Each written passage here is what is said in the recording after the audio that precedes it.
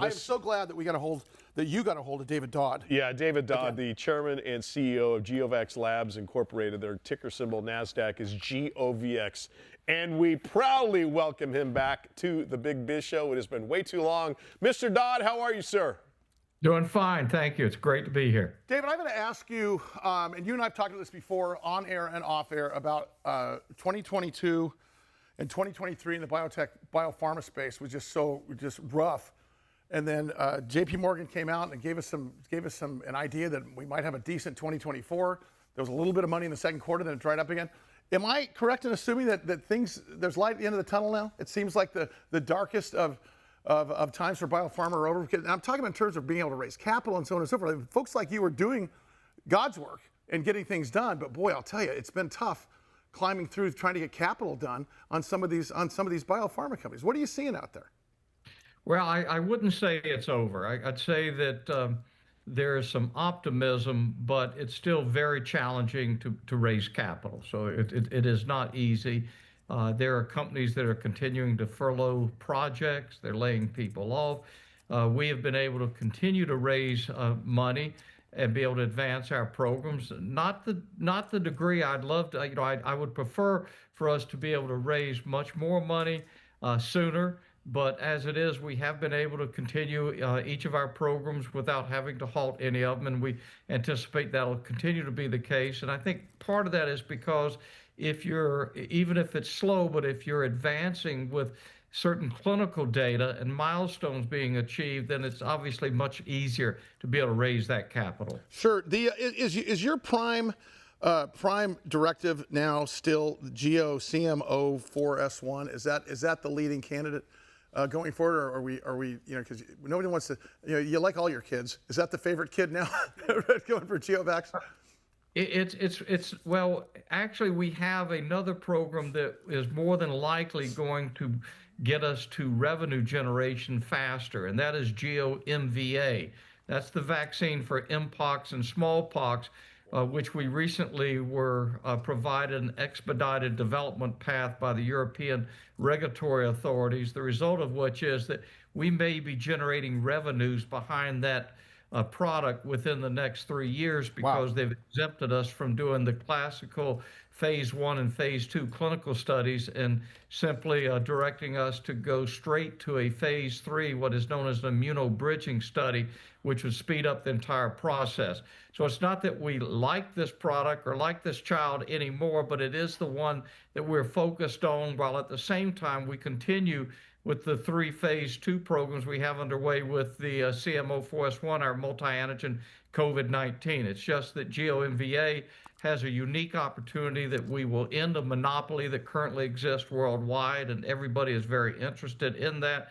We'll be the first U.S.-based supplier and manufacturer of such a vaccine, and in doing that, we anticipate that we could be seeing a revenue generation, which would be a transformative event for any biotech company within the next 3 years. David Dodd, Chairman, CEO, GeoVax Labs, ticker symbol GeoVax. David, as far as the MVA story is concerned, is smallpox on the rise, or is it we just don't have a big supply of it here in the States? Well, it's not smallpox, it's Mpox. Mpox, excuse me. Monkeypox.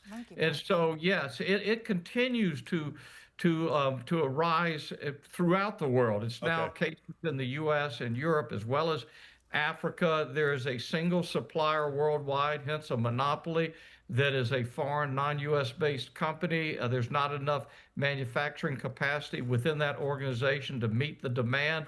And we focused on this a few years ago to go after that, knowing that we have a product that is essentially the same as what is currently out there. We've negotiated with regulatory authorities, received this expedited development path, and because of that, we're anticipating being able to move to revenue generation sooner rather than later.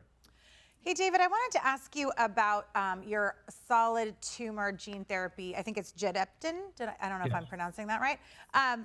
But can you talk about where you are in the phase of that? And that's head and neck cancer, is that correct? That is correct. Gedeptin is a gene therapy that is delivered through a vaccine vector. Not that it really matters, but basically it addresses solid tumors. It's agnostic as to the type of the solid tumor, which for us, our first focus has been head and neck cancer, but we have worldwide rights for all indications of this technology. So we see developing it much more broadly. We announced a few months ago, I think it was last month, if not in June, we announced that we would be initiating in the second half of next year, so in 2026, about this time next year, a phase 2 clinical trial. We've successfully completed phase 1 and a phase 1/2 trial, but this will be a phase 2 trial combining Gedeptin, you did pronounce it correctly, in combination with Keytruda, which is known as an immune checkpoint inhibitor. Keytruda recently received FDA approval for use among head and neck cancer patients. The evidence we have seen is that combining Keytruda with our Gedeptin significantly improves and enhances the performance against a solid tumor, which means that it works better. And we're going to be doing it among first diagnosed, which means first line therapy. And we believe it'll have significant improvement over what you're seeing even right now with just Keytruda alone. So we're quite excited about this. And then we're looking at other solid tumors to also go after. This is a very important technology. In fact, one I would venture to say is an entire company franchise building type of technology. We have a long-term comprehensive plan for developing Gedeptin across numerous solid tumors in combination with the immune checkpoint inhibitors, products such as Opdivo and Keytruda. Wow. Dave, before I let you out of here, and thanks so much for coming on. I'd love having you on a regular basis again. It's just great because it makes us feel better, like we're going to be saved every time we talk to you. Can you talk about the patent that you released on August 20th? Tell me why that's important and what exactly it is, because it's a little bit of a left turn from what we've been talking about here regarding SARS-2, CoV-2, so on and so forth. Talk about what that is. Sure. So some people heard in April when Secretary Kennedy, his first network interview was with CBS, he came out and he stated a preference for multi-antigen vaccines against infectious diseases. Well, our CMO4S1 is the only multi-antigen COVID-19 vaccine that's in clinical development. Obviously, it's in the lead in that, which means it does not only address just one part of the virus, but it addresses multiple parts of the virus.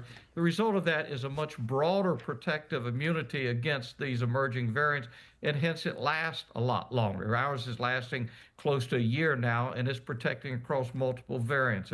Well, what we received and what we announced recently was that we had been granted allowance, so the patent will be issued relatively soon, of a patent that cuts across multiple antigens or proteins of the SARS-CoV-2 virus. So that gives us stronger patent protection, not only against with our current product, which is CMO4S1, but also further products that we have been presenting in conferences over the last couple of years that go against either we utilize 3 proteins out of or 3 parts of the virus.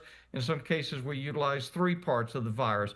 So what we're showing is that our approach can be leveraged to be much broader against an array of emerging variants, working towards the concept of a universal coronavirus or SARS-CoV-2 virus vaccine. So that's why we're so excited about that patent. Dave, I got to tell you, every time you come on the air here, again, I'm not kidding when I say I feel like we're being saved. It seems like you're moving the ball down the field. Many biotech companies are not. Thanks for coming on again, pal. David Dodd, Chairman, CEO, GeoVax Labs Incorporated, ticker symbol GeoVax. Yeah, we're feeling better.